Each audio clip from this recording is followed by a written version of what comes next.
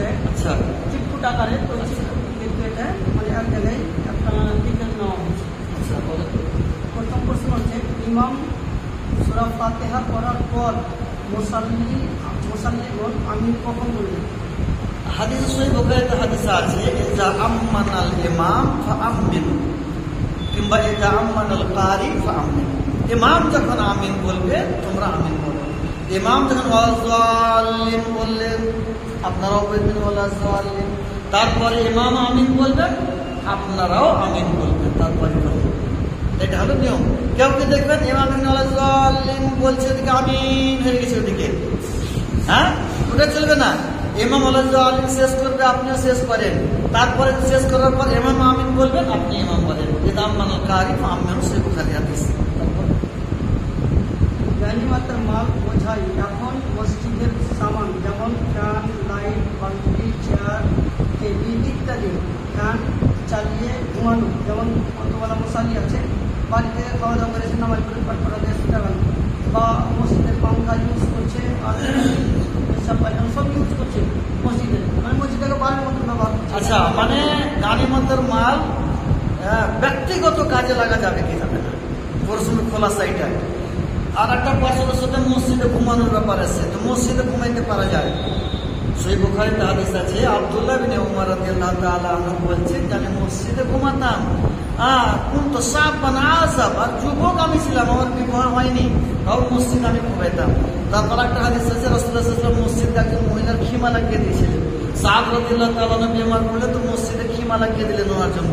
তো মসজিদে ঘুমাইতে পারেন, মসজিদের পাঙ্খা ব্যবহার করবেন, লাইট ব্যবহার করবেন। মসজিদে সর্বজনীন জিনিস বাইতুল মাল, গানিমতের মাল লিখে গেছে বাইতুল মাল, এগুলো বাইতুল মাল, এগুলো নিজের নিজস্ব কাজে লাগা চলবে না, তো আপনাকে ভাড়া দিতে হবে, পাঙ্খার ভাড়া দিতে হবে, লাইটের ভাড়া দিতে হবে। বিজলি বিল উঠলো 200 টাকা, আপনাকে ওর হিসাব করে দিতে হবে। আপনি চালাচ্ছেন জোহর থেকে আসর পর্যন্ত, ওই সময় শুনতে মানুষ একই দেখে নাই, আমি বলছি যা দেখছি, আমি দেখে বলছি। তো জোহর থেকে আসর পর্যন্ত ঘুমাই মসজিদে, তো হিসাব করবেন এক মাসে আমি কত ঘন্টা ঘুমাচ্ছি, কত ঘন্টা পাঙ্খাটা চলেছে, ওই বিজলি বিলটা আপনাকে দিতে হবে, বুঝতে পারলেন? তো এই সর্বজনীন জিনিস যাকে বাইতুল মাল বলে, নিজস্ব কামে ব্যবহার করা যাবে না। মসজিদে শুনতে পারেন, ঘুমাইতে পারেন, কেউ নিষেধ করতে পারবে না, সহিহ বুখারী হাদিস। তো মসজিদে ঘুমাইলে পারে পাঙ্খা চালাচ্ছেন বা ব্যবহার করেছেন বাইতুল মাল, ওই টাকাটা আপনাকে বাইতুল মালে জমা করতে হবে, বুঝতে পারলেন? লোন নিয়ে ব্যবসা করা যাবে? লোন নিয়ে ব্যবস্থা করা বিরাট বড় এখন মানে সমস্যা। লোন নিয়ে ব্যবস্থা করা, লোন নিলে তো সুদ দিতে হবে, আজি লোন নিলে সুদ দিতে হবে, কি হবে না? আর সহিহ মুসলিমে হাদিস আছে যে লাআনা রাসূলুল্লাহ সাল্লাল্লাহু আলাইহি ওয়াসাল্লাম আকিলা রিবা ওয়া মুকিলাহু, রাসূলুল্লাহ সাল্লাল্লাহু আলাইহি ওয়াসাল্লাম সুদ খানেওয়ালা খিলানেওয়ালাকে লানত করেছেন, এবং শাহিদাইহি, যে সুদের সাক্ষী থাকবে তার উপরে লানত করা হয়েছে, ওয়া কাতিবাহু, সুদের কাম লেখাপড়ি করবে তার উপরে লানত হয়েছে। আপনি সুদ নেবেন তাও আপনার লানত, মানে বিরাট বড় গুনাহ। লানত মানে কঠোর গুনাহ। তো আর দিবেন তবুও গুনাহ হয়ে গেল, লানত হয়ে গেল। আপনি নিলেন না, দিলেন না, সাক্ষী থাকলেন তবুও আপনার উপরে লানত, সাক্ষী থাকলেন না, লেখা দিলেন তবুও আপনার উপরে লানত। তো সুদের কারবার, লোনটা হচ্ছে সুদের কারবার, এই জন্য এটা একেবারে হারাম, কোনো মতে চলবে না। LIC, বন্ধন লোন, গ্রুপ লোন, তারপরে যে এমনি লোন নিয়ে ব্যবসা করা, সুদ দিতে হয়েছে, যেরকম যে কোনো ব্যবস্থাতে, যে কোনো কামে সুদ দেওয়া হবে, এটা হলো হারাম, বলে চলবে না। নিয়মিত বিড়ি, সিগারেট, খৈনি, গুটখা ইত্যাদি নেশাদার দ্রব্য ব্যবহার করে ইবাদত কবুল হবে? হ্যাঁ, একটা প্রশ্ন, গুরুত্বপূর্ণ প্রশ্ন, যে নিয়মিত ব্যবহার করছে গুটখা, সিগারেট, বিড়ি, জর্দা, গুল, তামাক, এগুলো, এদের ইবাদত গ্রহণ হবে কি হবে না?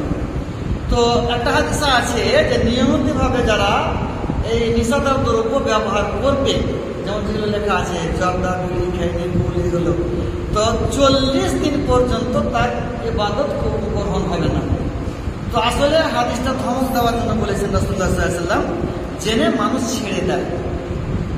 মানুষ ছেড়ে দেয়, তো মানে হারাম করা হয়েছে, এগুলো যেন মানুষ ব্যবহার না করে, হলো অর্থ। 40 দিন পর্যন্ত ইবাদত গ্রহণ হবে না বলার মানে হলো এটা হারাম, এটা ছেড়ে দেন, এখনই ছাড়েন। এর অর্থ এটা, এখনই ছেড়ে দেন, বুঝতে পারলেন?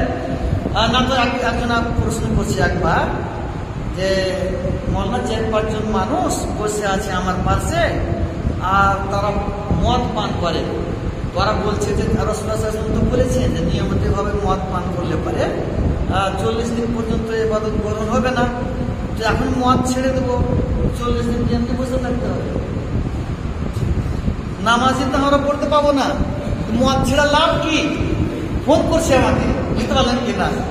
তো ওরাকে তখন বুঝাইলাম, দেখে হাদিসটা রাসূলুল্লাহ সাল্লাল্লাহু আলাইহি ওয়াসাল্লাম কেন বলেছেন যে ছেড়ে দেন মদ, এটা নিয়ে বসে থাকবেন আপনি, মদ ছেড়ে দিয়ে ছেড়ে দেন, নামাজ সব করে আল্লাহর হাতে গ্রহণ করা না আছে, গ্রহণ করা না করা আল্লাহর হাতে আছে।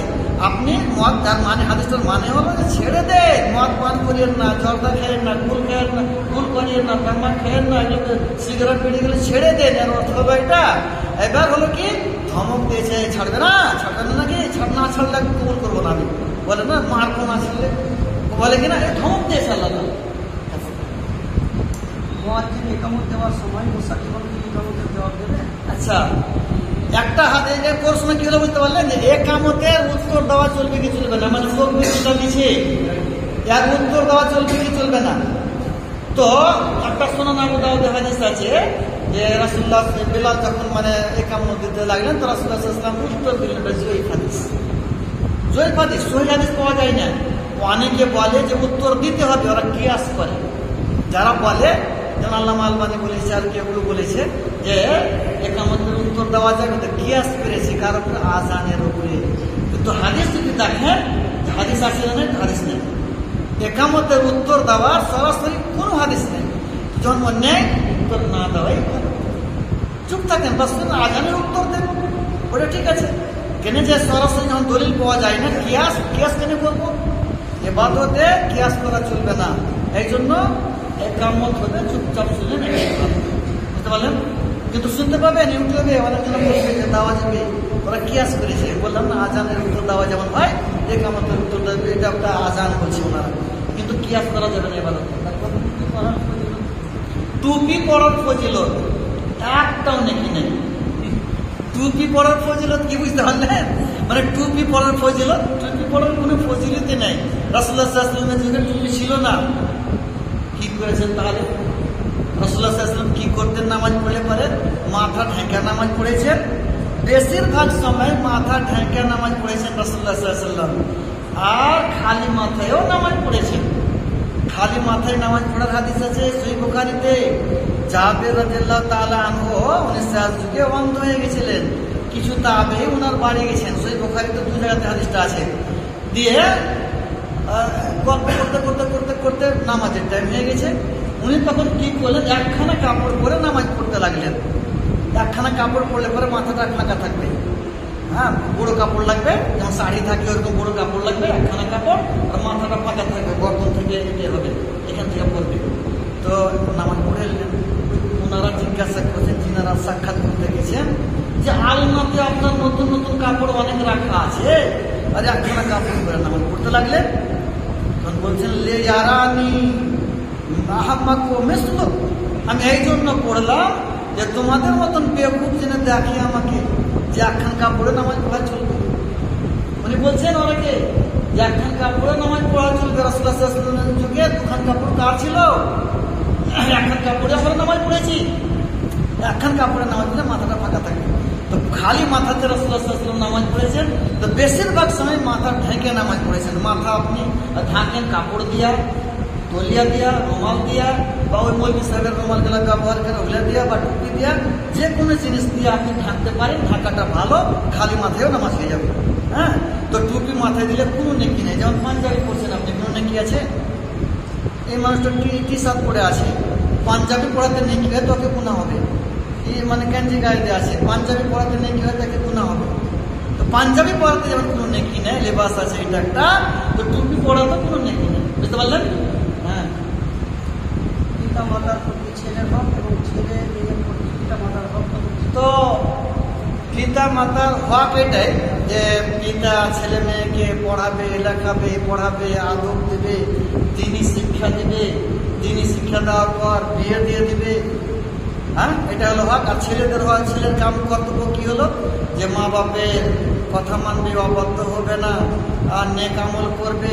মা বাপ শরীর মোতাবেক যতক্ষণ বলবে যে আমল করবে সে আমলগুলা করবে, বুঝতে পারলেন।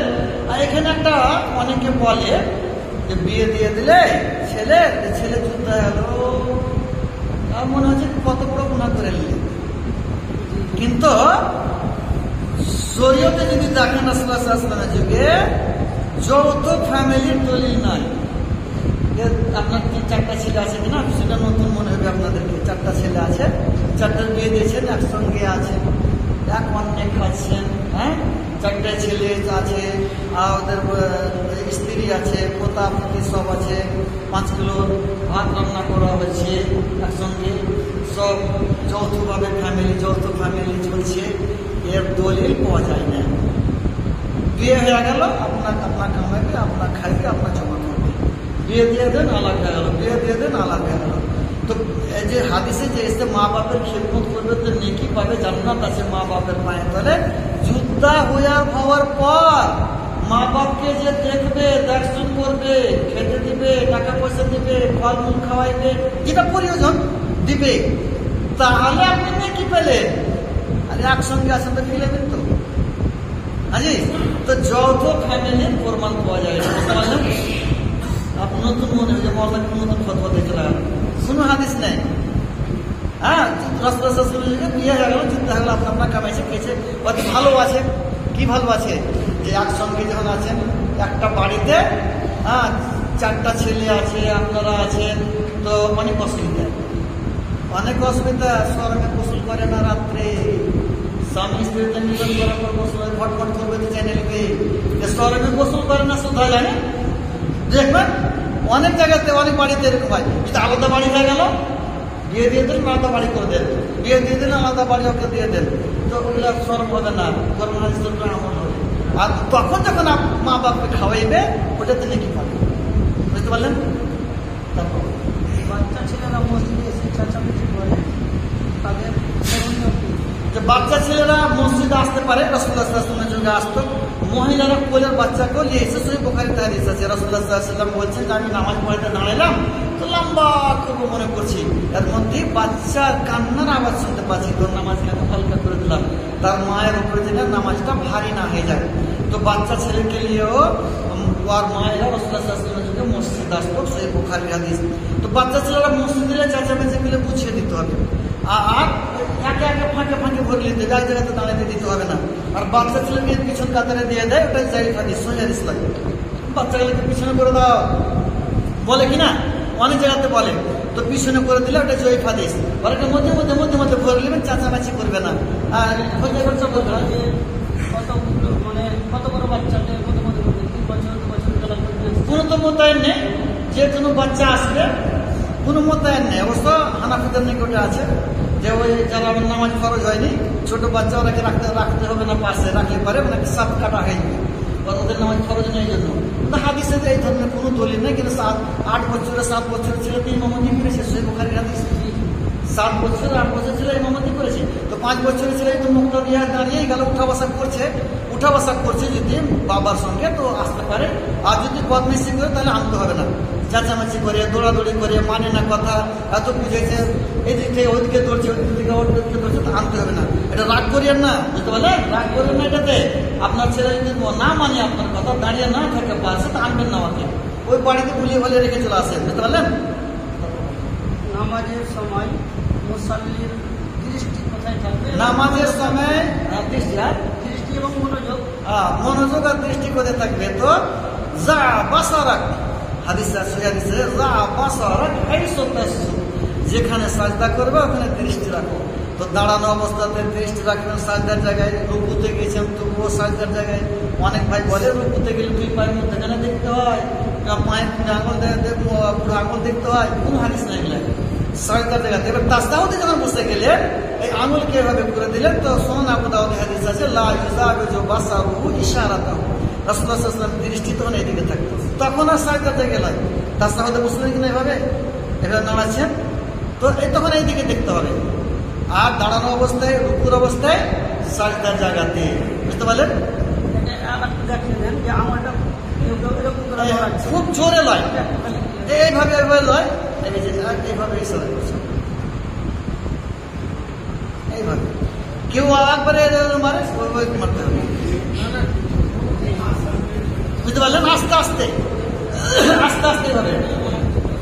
জীবিত অবস্থায় বাবা ছেলেদের অংশ দিতে পারে? আচ্ছা, জীবিত অবস্থায় ছেলেরাকে বাবা অংশ দিতে পারে কি পারে না? সূরা নেসার মধ্যে মনে হয় মিরাসের বাহাস আছে। তো যেখানে এসে মিম্মা তারাকা কয়েক জায়গাতে মিম্মা তারাকা মানে হলো যে মারা গেছে ওর সম্পদ বন্টন হবে। যিনি মারা গেছে ওনার সম্পদ বন্টন হবে।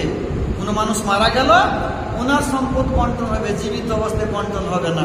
এবার জীবিত অবস্থায় যদি বন্টন করে দেয়, তো যদি দখল দিয়ে দেয়, ভালো করে বুঝবেন। 1 নম্বর কথা হলো জীবিত অবস্থায় মিরাস আপনার সম্পদ বন্টন হবে না, আপনার মৃত্যুর পর বন্টন হবে। এবার জীবিত অবস্থায় যদি কেউ বন্টন করে দেয়, তো যদি দখল দিয়ে দেয়, তাহলে ছেলে মেয়েকে বরাবর দিতে হবে। এ দিলু বেইনা ওলা দেখুন, সেই বুখারী হাদিস। ছেলে মেয়ের উপরে বরাবর করো, 1 বিঘা দিবেন ছেলেকে, তো মেয়েকে 1 বিঘা দিতে হবে, বুঝতে পারলেন? দখল দিয়ে দিত। আর একটা কাজ যদি কেউ করে যে ছেলে 4টা মেয়ে 4টা, কত ভাগ হবে? ফারাইজ করে লিখে নিলে, লিখিত করে নিলে, আর গ্রামের পাড়া প্রতিবেশীর লোককে সাক্ষী বানিয়ে দিলে যে আমার মৃত্যুর পর আপনারা এইভাবে ভাগ বন্টনটা করে দিয়ে, এটা করতে পারে। যদি ভাগ করে বাবা ছেলে মেয়েকে দেয়, জীবিত অবস্থায় তো বরাবর করে দিয়ে দিতে হবে। অবশ্য কেউ বলেছে, ফতোয়া এটাও দিয়েছে কেউ, যে যেমন মৃত্যুর পর ভাগ বন্টন হয় ওইভাবে ভাগ বন্টন করে দিতে পারে জীবিত অবস্থায়। কিন্তু হাদিস থেকে যেটা বুঝতে পারা হয়েছে, কোরআনের আয়াত থেকে, যে ভাগ বন্টন দখল তখন হবে মৃত্যুর পর। এখানে মিম্মা তারাকা শব্দ এসছে, আর না তো কোরআনের খেলাফ হবে। তো যাই হোক, আপনি মনে করেন যে ভাগ বন্টন করে দিয়ে দিলেন ছেলে মেয়েকে, এখন কয়দিন বাঁচবেন কেউ জানে? আপনি ভাগ করে দিয়ে দিলেন, কয়দিন বাঁচবেন বলতে পারবেন? পারবেন না। 10 বছর জীবিত হয়ে গেলেন আপনি। এবার আপনি রোগে আক্রান্ত হয়ে গেলেন, তো আপনার এই ছেলে দিবেন না ওই ছেলে দিবে? কেউ শত পেলে মরগা, বুঝতে পারলেন? মরু দিব না। অনেক আছে এরকম হয়ে যাবে, বলবে আমার ছেলে এরকম বলবে না, না দুনিয়াতে অনেক রকম লোক আছে।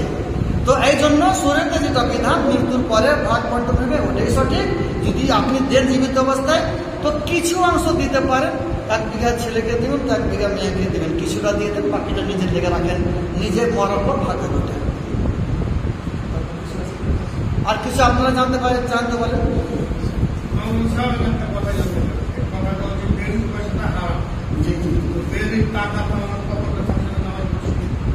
টাকা থাকলে কোনো অসুবিধা নেই, টাকা থাকুক, ঘর আছে, কেনে টাকাতে ছবিও আছে। হ্যাঁ হ্যাঁ হ্যাঁ, এটা একটা ভালো প্রশ্ন আপনার। হ্যাঁ বলেছি যে বেরির টাকার মার্বেল আছে, বেরির টাকার মসজিদ আছে। এটা মসজিদের কোনো দোষ নয়, কমিটিরও কোনো দোষ নেই। আমি মসজিদ তৈরি করছি, মনে করেন এখন আমি তৈরি করছি মসজিদ, এই মসজিদ আমি তৈরি করছি, আপনার কাছে গেলাম যে মসজিদ তৈরি করছি, চাঁদা দেন। আপনার জন্য জরুরি, ফরজ আপনার জন্য হালাল অর্থ দান করা। হারাম অর্থ দান করবেন তো গুনাহ আপনাকে হবে, আমাকে হবে না, মসজিদের কোনো ক্ষতি হবে না, মসজিদে নামাজও হবে, কোনো ক্ষতি হবে না। কেন?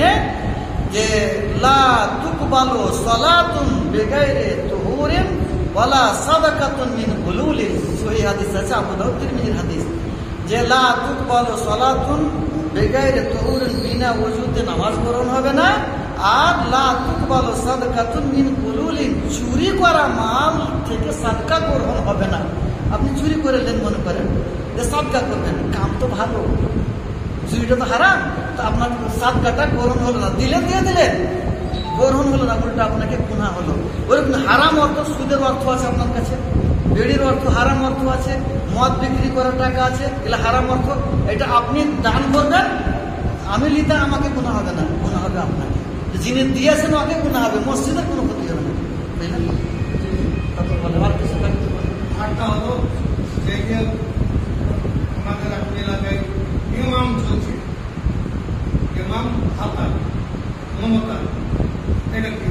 ইমাম ভাতা ওটা ওয়াকফ বোর্ড ধরে দিচ্ছে, এটা মুসলমানের সম্পদ, ওয়াকফ বোর্ড থেকে। তো আপনি নিতে পারেন, কিন্তু একটা মনে রাখতে হবে, অনেকজনা কি করে জানেন, এখানে ইমামতি ছিল, এখানে ভাতাটা নিয়ে দিয়েছে, ছেড়া পালিয়ে গেল, নামাজ পড়াই না এখানে, বা নিয়ে এলেছে নামাজ পড়াই না, মুয়াজ্জিন নিয়ে নিছে মুয়াজ্জিন ভাতা, না আজান দেয় না, ওটা হারাম হয়ে যাবে। হ্যাঁ, ইমাম ভাতা লিখছে, নামাজ পড়েছে, মুয়াজ্জিন ভাতা লিখছে, আজান দিছে, তাহলে এটা যায় গেছে, লিখতে পারে।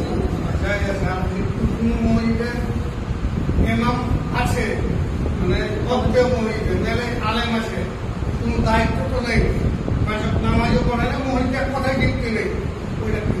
আচ্ছা, ওটা তো ও বুঝবে, ওটা ওকে গুণা হবে কি মানে, যেসে না যেসে ও বুঝবে যে যায় না, যে আলেম যায় না, নামাজই পড়ে না, যদি বিলকুল নামাজ না পড়ে নামাজ ছাড়ার গুণা হবে। নামাজ পড়ছে, আচ্ছা, ডিউটি নেই, কিন্তু মমতার বেতন। হ্যাঁ, তো বলে দিলাম, তো ওটা তো বলে দিলাম, ও তো দিয়ে দিয়েছে ওটা, যে হ্যাঁ ভাতা নিয়ে নিয়েছে কিন্তু নামাজ পড়ায় না, তো গুণা হবে, ওকে হারাম হয়ে গেল, তো বলবো উত্তর তো দিয়ে দিয়েছি, তখন উত্তর হয়ে গেছে, তো ওটা উত্তর হয়ে গেছে। তো ঠিক আছে তাহলে, হ্যাঁ তখন শেষ। হাতে তো আমরা বলি, হাতে ছাড়া যেটা অনেকে মালাতে বলে, মালাতে গোনা চলবে না, মালাতে গোনার কোরবান নেই, আঙ্গুলে গোনার সোনানা বাদাও দেখা দিয়েছে আছে, মালাটা বেদাত, মালাতে গুনবেন না, আঙ্গুলে গুনবেন। কিন্তু তসবিহ বিয়ানা মিলি আছে, মানে আঙ্গুলে রাসূলুল্লাহ সাল্লাল্লাহু আলাইহি ওয়াসাল্লাম তসবিহ গুনতেন, তো আঙ্গুলে গুনবেন, মালাতে গুনবেন না, ওটা বেদাত। তাহলে ঠিক।